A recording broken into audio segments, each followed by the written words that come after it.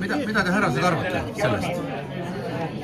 Sa mõtled plaadi ümbrisõna või? See on plaadi ümbris. Ei hakka silma absoluutselt.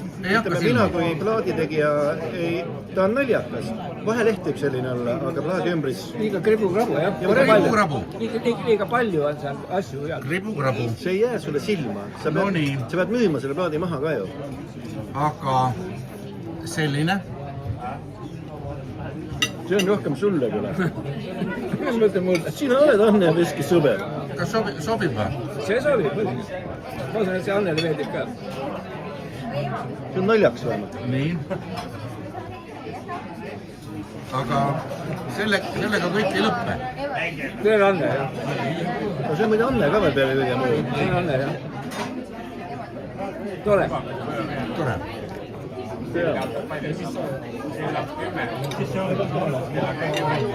Sulle öeldi, et Anne. Aga vaadake nüüd. See on juba... Sa saad niimoodi panna, et me näeme ka seda, sa ei ole see vett, suur tänu tuli. Ma olen siia poole. See on päris hea ju. See on hea. On hea. See on juba selline päris asja. Aga mida Anne arvaks sellest? Ma arvan, et talle meeldiks. Talle meeldiks. Aga klassikat ka. No, võt see on juba jah, ka selline juba kunstimoodi.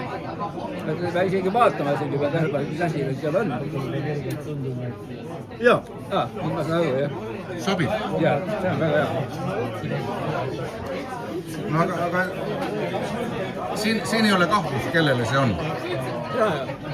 Liivo Linna. Liivo Linna, jah, muidugi. Nii. Aga et see väga palju ei piinaks nüüd viimane. No võt, seal on natuke, et seal peab natuke pead keerama, põgenemine vanalugu. Ega ta ei ole 80. Hipp olmub selle peale. See on kirjutatud, et põgenemine vanadekodus. Jah, ma näen, jah. Ma arvan, et... Ei, no kui teda kujundada iseenesest, no ütleme nii, et sa ikkagi kompa ajaksid paika, mind ajab naerama.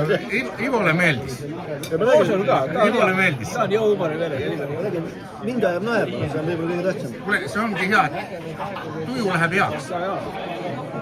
Head isu. Aitäh. Aitäh.